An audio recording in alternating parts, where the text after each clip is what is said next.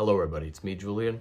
Happy Easter for those of you who celebrate. And today I would like to give you a very simple and accessible explanation of what is arguably Slavoj Žižek's unofficial motto or slogan, I would prefer not to, which is derived from Melville's Bartleby the Scrivener.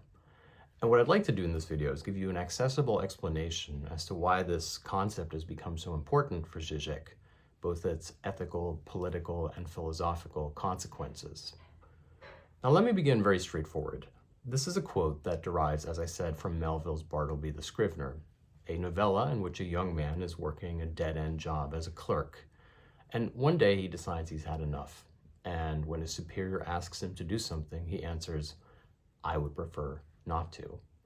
And for Slavoj Žižek, I would prefer not to is a really good starting point for any philosophy. In fact, in his book, Tarrying with the Negative, Slavoj Žižek defines philosophy as such. He says, philosophy begins the moment we refuse to accept what exists as given. Which is to say, philosophy is the task of stepping away from the ideology and the incentive structures of the world around us and having a reflective stance towards it. Žižek then further defines philosophy as having a critical distance towards any existing master signifier. And the master signifier is a psychoanalytic concept, essentially a fantasy frame that fills in how we view reality. For example, one of the master signifiers of capitalist production is the idea of productivity, that even in your leisure time, you have to be productive, working on your mental health, your physical health, and so on and so forth. This means that for Slavoj Žižek, the task of the philosopher begins with a refusal to accept what exists as given, which is another way of saying that Žižek argues that you have to go from actuality to possibility, not simply accepting what exists as inevitable, but creating the place in which a new world, a new possibility could be imagined, either for yourself and or for others. Now, I would prefer not to, however, has a little detail that Žižek finds very important, a little semantic detail. Žižek likes to argue that you should never say, I don't want to do it. Instead, it has to be, I would prefer not to do it. Seems like a very small difference, but it's quite important for Žižek. I don't want to do it is simply a negation. I would prefer not to do it is an affirmation of a negation, or if you will, an affirmation of a non-predicate. And essentially this is part of Žižek's theory of free choice. Žižek says that most of the time in life, our freedom is presented to us as a pseudo choice, which is to say, we're presented with choices between things, and this is supposed to be why we are free. For example, you go into the grocery store and you can buy an organic apple and a non-organic apple. This is our freedom as a consumer. And yet Slavoj Žižek argues that freedom should never be about a choice between things, but about being able to change the horizon or the platform upon which said choice is based. By extension, you could argue that in our contemporary worlds, we express ourselves freely on platforms such as Meta or TikTok. And yet the algorithms nevertheless structurally impact the way in which such freedom of expression occurs. Therefore, the true act of philosophical detachment isn't simply to refuse the choice, but to understand the way in which the choice is not free to begin with.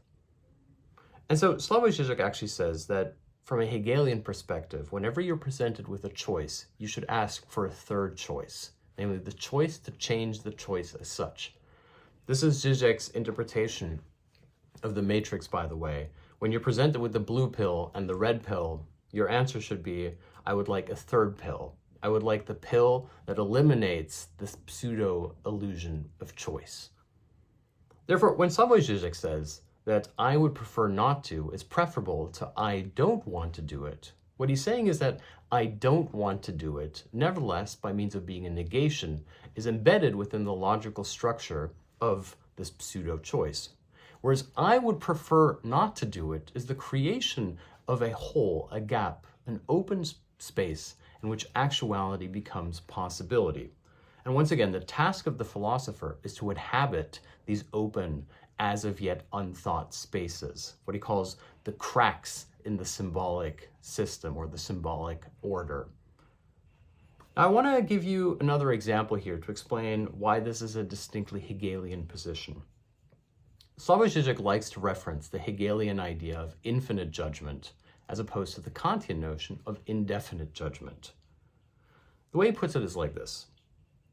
If you take the Kantian way of looking at something, we have alive, for example, affirmation of a predicate, alive, and dead, or not alive, being the negation of a predicate.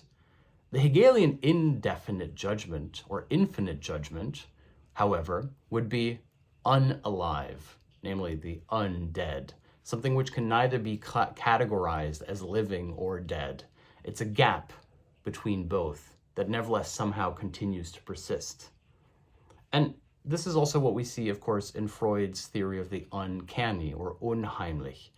Unheimlich is that which exists in between alive or dead, present or absent, moving or frozen. It's something which resists the symbolic order of the predicate and the negation of the predicate. It cannot be categorized.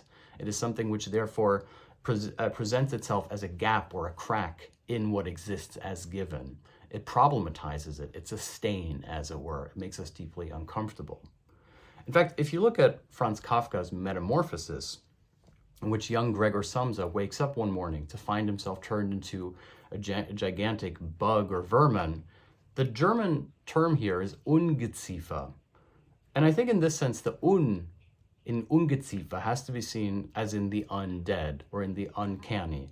Namely, he wakes up one day and finds himself stuck in a gap, something which cannot be reconciled within the existing symbolic order. He can no longer go to work and work his deadbeat job, but he also cannot stay at home and live his life of leisure. Once again, therefore, the indefinite or infinite judgment is related to I would prefer not to. Namely, not simply the negation of the predicate, but existing in an unidentifiable space, which exists as a crack or a stain upon the existing symbolic order. And if you go back to Slavoj Žižek's definition of philosophy, being the step away, the critical distance one has to take towards the master signifier, or that one refuses to continue to accept what exists as given, one can see that this automatically would put you in this liminal, uncanny, Ungeziefer place. Namely, if within the contemporary consumer capitalist economy, even your leisure time is supposed to be a form of productive time, then to say, I don't want to go to work, I want to be at home, nevertheless becomes a kind of work. You're at home working on yourself. Therefore, the choice isn't between working and not working, but about changing the incentive structure by which not working becomes integrated into the ideology of production. And in order to do this, we have to create this critical distance. I would prefer not to, but we also have to become, as it were, a stain, a monster, something which cannot be integrated into the existing symbolic order, to inhabit the space so that actuality can turn into possibility. This means that for Žižek, from a Hegelian perspective, this is almost like the night of the world, or die Nacht im Menschen. It's a negation that the subject has to fall into, not the subject negating the actual, but the subject falling into negation. This is why Slavoj Žižek says that philosophers have to constantly look for cracks in the symbolic order and inhabit them. He makes almost a joke about this. He says that philosophers should be occupying all the time, except not physical places, but cracks in the symbolic order. And therefore, I would prefer not to becomes not just a maxim about the ethics of disengagement and being detached, but it becomes a philosophical proposition about the very nature of the possibility of the new. In other words, what it takes to refuse to stop existing, refuse to stop accepting the existing as given, as innate, as natural, as unchangeable. This means that for Slavoj Žižek, any advice about the future when it comes to young people is never about, oh, you should resist it, you should fight it. In fact, Žižek can be very explicit about saying, probably you will fail if you try to fight it. Instead, it begins with this realization that the world as it is an ideological construct, is based on a master frame, a master signifier, that what you have been led to believe is inevitable and innate and simply part of natural life is itself a construct, is itself something that serves those in power. Therefore, the elementary act of emancipation is precisely to refuse to think in those lines, to participate according to those incentive structures.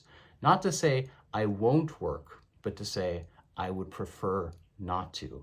The affirmation of a non-predicate as the principal ethical stance of every philosopher. That is the slogan, I would prefer not to, and Slavoj Žižek's interpretation thereof. Thank you so much, and please do consider me joining on Patreon for more lectures and my ebook. See you tomorrow.